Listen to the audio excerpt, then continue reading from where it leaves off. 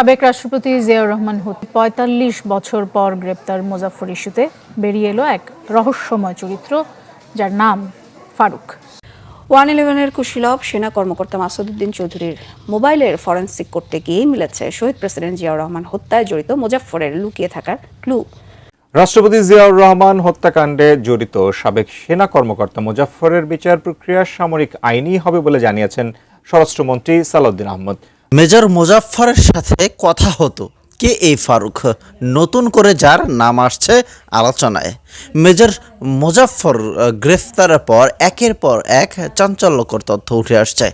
এইবার যে তথ্যটা উঠে আসছে, যেই নতুন নামটা বেরিয়ে আসছে, তা শুনে আপনাদের চোখ কপালে উঠবে। তার সাথে মুজাফফরের কি আলোচনা হতো, কোনভাবে কিভাবে গোপনে তারা বৈঠক করতেন এবং মেজর জিয়ার কাণ্ডে কি করেছিল এই দুজন। প্রিয় দর্শক শ্রোতা মণ্ডলী, সব কিছু নিয়ে আজকের এই নতুন প্রতিবেদনটি। যারা যেখান থেকে ভিডিওটি ক্লিক করেছেন সম্পূর্ণ ভিডিওটি দেখুন, এরপরে আরও বিস্তারিত কথা বলছি। সাবেক রাষ্ট্রপতি জিয়াউর রহমান হত্যায় ৪৫ বছর পর গ্রেপ্তার মুজাফফর ইস্যুতে বেরিয়ে এলো এক রহস্যময় চরিত্র, যার নাম ফারুক, যার সাথে নিয়মিত কথা হতো মুজাফফরের। তাকে হন্যে হয়ে খুঁজছে আইন শৃঙ্খলা বাহিনী। বিশেষজ্ঞরা বলছেন, মুজাফফরকে যারা গোপনে আশ্রয় দিয়েছে তাদেরও বিচারের আওতায় আনা উচিত। রিপোর্ট করেছেন মাসুদুর রহমান।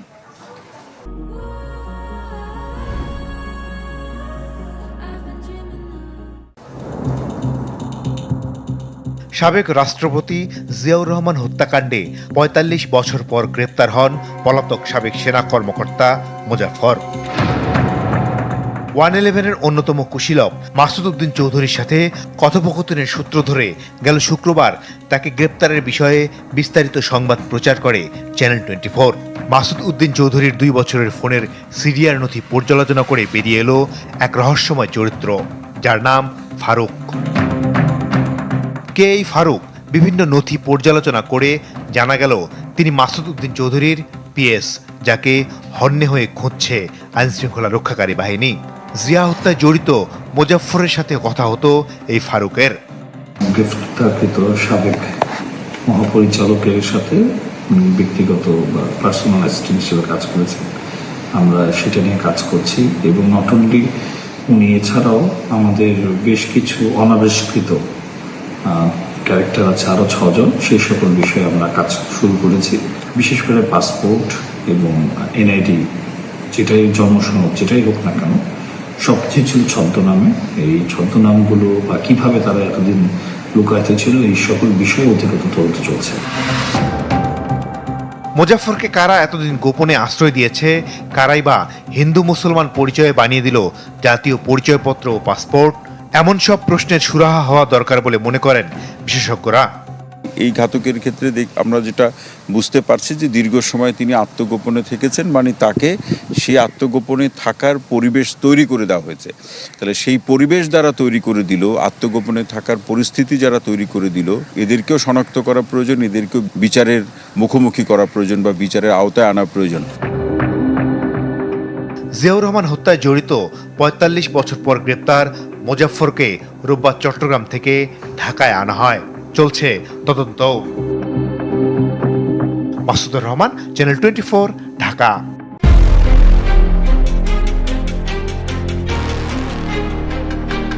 ৪৫ বছরের নিখুঁত আত্মগোপন, নেই কোনো স্থির চিত্র, নেই কোনো সুনির্দিষ্ট ঠিকানা বা ব্যাংক অ্যাকাউন্টের হদিশ। অথচ 4 দশকের বেশি সময় ধরে দেশের ইতিহাসের সবচেয়ে বড় একটি হত্যাকাণ্ডের আসামিকে ধরা যাচ্ছিল না। কিন্তু এই দীর্ঘ অদৃশ্য দেয়াল নিমেষেই ভেঙে পড়ল আধুনিক প্রযুক্তির কাছে। একটি ছোট্ট ডিজিটাল ফুটপ্রিন্ট, একটি সাধারণ ফোন কল আর সাবেক এক গোয়েন্দা প্রধানের মোবাইল ফোন, এই 3-এর সমন্বয়ে উন্মোচিত হল বাংলাদেশের ইতিহাসের সবচেয়ে বড় এবং চাঞ্চল্যকর রহস্য। ৪৫ বছর আগে যিনি স্বাধীন দেশের একজন রাষ্ট্রপ্রধানকে চিরতরে বিদায় করার নৈপথ্যে কাজ করেছিলেন, তিনি কি এবার বর্তমান প্রধানমন্ত্রীকে সরিয়ে দিতে নতুন কোনো মাস্টার প্ল্যান নিয়ে মাঠে নেমেছিলেন? আর এই ভয়ঙ্কর মিশনে তার খুঁটির জোর কোথায় ছিল? বিদেশি গোয়েন্দা সংস্থা নাকি ক্ষমতাচ্যুত কোনো স্বৈরাচার? আজ আমরা বিশ্লেষণ করব কিভাবে সাইবার ফরেন্সিকের জালে আটকা পড়লেন মেজর মুজাফফর, আর কি ছিল তার এই নতুন ঢাকা মিশনের আসল উদ্দেশ্য। ঘটনার শুরুটা একটু পেছনে থেকে করা যাক। আন্তর্জাতিক অপরাধ ট্রাইব্যুনালের একটি মামলায় গত মার্চ মাসে গ্রেফতার হন সামরিক গোয়েন্দা সংস্থা ডিজিএফআই এর সাবেক প্রধান মাসুদ উদ্দিন চৌধুরী। গ্রেফতারের পর স্বাভাবিক আইনি প্রক্রিয়ার অংশ হিসেবেই তার ব্যক্তিগত মোবাইল ফোনটি জব্দ করে আইনশৃঙ্খলা রক্ষাকারী বাহিনী। এরপর সেই মোবাইল ফোনের ফরেন্সিক ডাটা অ্যানালাইসিস করতে গিয়েই তদন্ত কর্মকর্তাদের চোখ রীতিমতো কপালে ওঠে।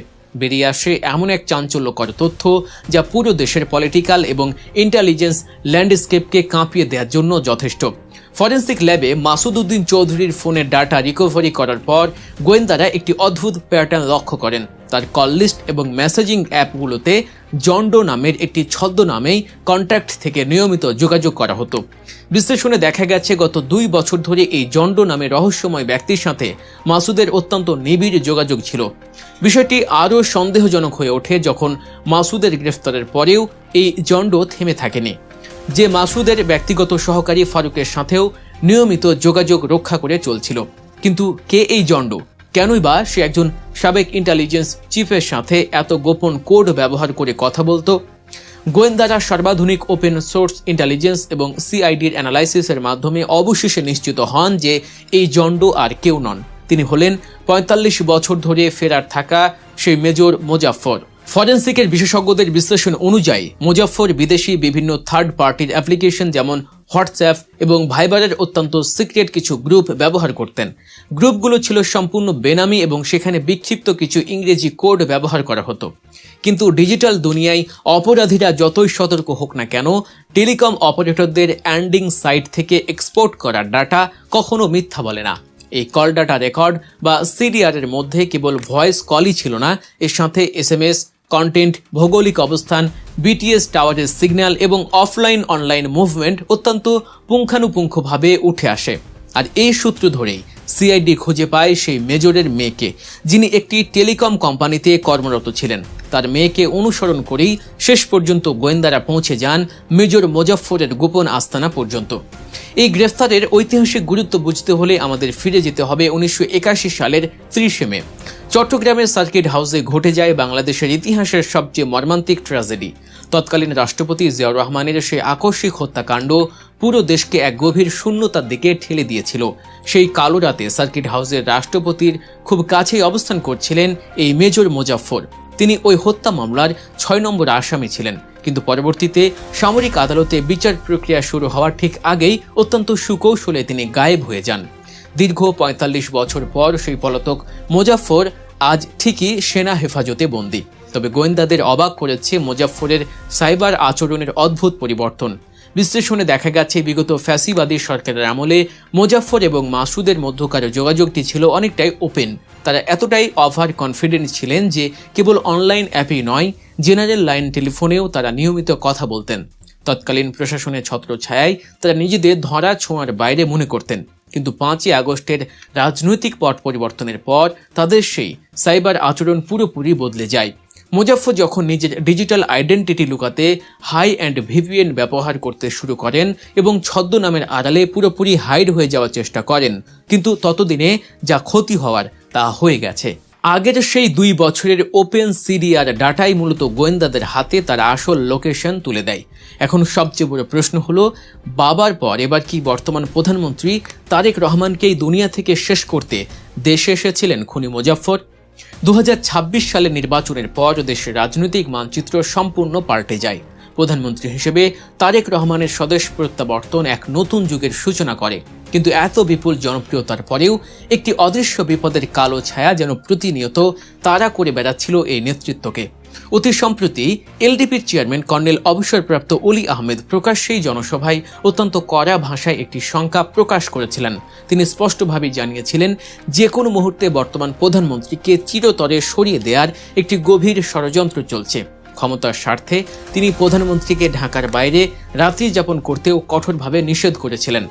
কর্নেল অলির এই বিস্ফোরক সতর্কতার ঠিক পরপরই ডিবির জালে ধরা পড়েন মেজর মোজাফফর। এই 2 ঘটনার কাকতালীয় টাইমিং প্রমাণ করে যে পর্দার আড়ালে এক বিশাল এলিমিনেশন প্রজেক্ট বা সরিয়ে দেওয়ার মিশন অত্যন্ত নীরবে কাজ করে যাচ্ছিল। গোয়েন্দা নথির চরম দাবি অনুযায়ী একটি সুনির্দিষ্ট অ্যাসাইনমেন্ট নিয়েই দেশে ফিরেছিলেন এই মোজাফফর।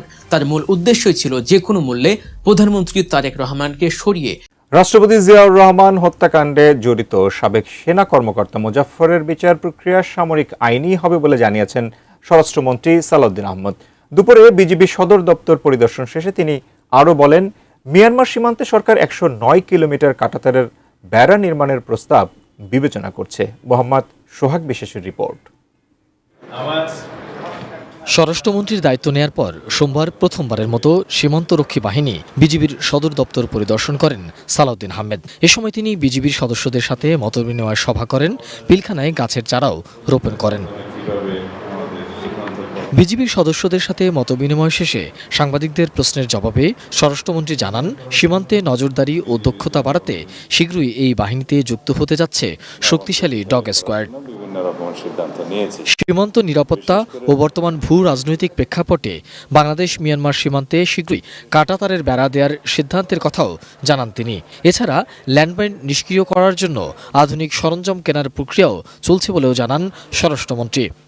কাঁটাতারের বেড়ার বিষয়ে আপনি যেটা বলছেন যে মায়ানমার সীমান্তটা আমাদের জন্য এখন খুবই ভালনারেবল হয়েছে বিভিন্ন কারণ, সেটার সাথে অন্য দেশের যে কাঁটাতারের নির্মাণের বিষয়টা একটু different.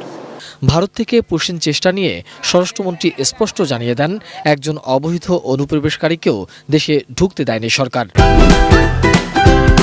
Optical brighter, photo catalyst, active granule সমৃদ্ধ বসুন্ধরা পাওয়ার ওয়াশ, ঝলমলে কাপড়ে ফুরফুরে মন। কিছু কিছু অবৈধ অনুপ্রবেশ করেছিল, তার সংখ্যা বেশি নয়, সেটা আমরা অবৈধ অনুপ্রবেশকারীদের বিষয়ে আমরা ব্যবস্থা গ্রহণ করেছি, কিন্তু পোর্সিং করতে দেয়নি আমরা কাউকে অবৈধভাবে। তবে